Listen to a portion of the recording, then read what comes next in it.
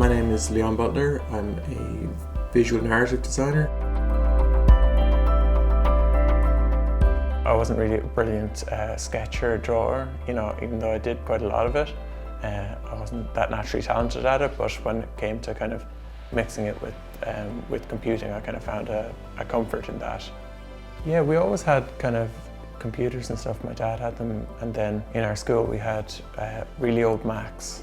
They were like really old, those Macs that had the kind of disk drive and thing, but some of the Apple drawing software on it. It was really fun to use, even though it was kind of black and white 256 stuff. It was kind of fun pixel art, And there wasn't traditionally a big output from my school into the art and design areas. And so, finding somewhere to do that wasn't a really well-worn path.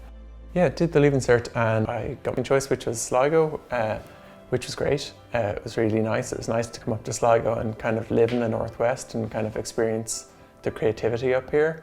We started doing 3D modeling, and I'd never done that before, and learning how to create objects in the computer in 3 dimensions and understanding that space, learning how to use Photoshop and things like that really gave me the tools for going out into the workplace and being able to get a job. Around 2008, I signed up for a master's in NUI Galway in digital media, and so went back and that was really amazing. Really kind of relit a lot of the stuff that I wanted to do in terms of creation and stuff like that.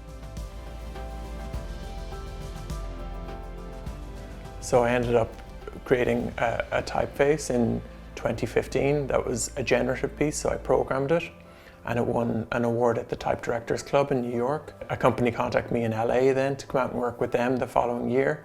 So I did 3 months in a company called 72 and Sunny in LA, and that was, a direct, development from doing this project being really interesting, and then, saying, I see you're doing really interesting stuff, would you like to come and work on some other, pieces? And so, that was brilliant. That was like getting to go out there and live there was really life-changing, Coming to Sligo and the landscape gave me the impetus to kind of, create new landscape-based work.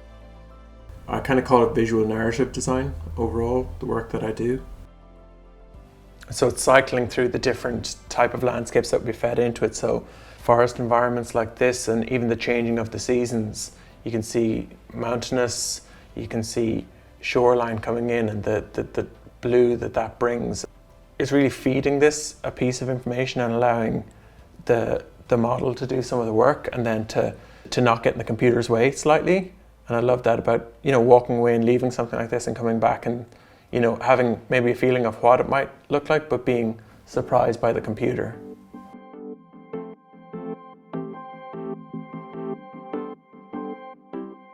And I deliver so much of my work digitally. Being remote is natural, And this summer I was working with Snapchat, creating some new lenses for them. So I'm using this set of face triggers, or parts, landmarks that are tracked on the face, and my face here. You can see it here in the 3D environment that we've mapped it with the camera, and then you see it with my actual webcam here that I'm using. So I can then move and actually change this variable typeface that we made based on the user's kind of expression, so they can add more interest to what they're saying live. So if they're speaking and they have a caption on their video, that it follows their reaction and gives them a different series of voices to the type. So you have to be able to kind of put in some scripts and a little bit of code just to kind of build that up, but it's a kind of visual building environment. So kind of testing as you go, moving around in 3D environment and kind of mixing those elements for the face tracker and your camera to set up the lens, so you can then put it out and publish it so people can use it with their camera phone lens and change what they do. Yeah, so I'm working on a piece with the Arts Council at the moment, and another artist, Peter Power. We're collaborating, creating volumetric scans of environments of people's space that they're in, their lockdown space. So we're using iPads that have LiDAR scanners in them now, so you can scan a space and create the volume of it. So VR kind of environments, places that people can explore.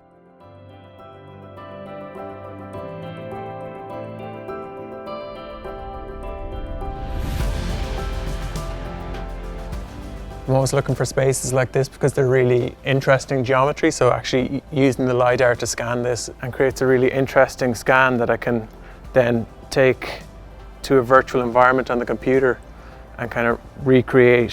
So what's really interesting about a space like this is the mix of man-made geometry and the natural foliage that's kind of hard to recreate in the computer. So by scanning this, I can bring it back into the computer and recreate the environment and the different bits of age and rubbish and texture that have developed over time. When you put on a headset with virtual reality, you're inside a certain size experience. So it's something that you can do within that that's really, really, really important. It speaks to that kind of remote work that we can create these spaces or experiences and spread them out across the world. So it's really kind of fun and egalitarian.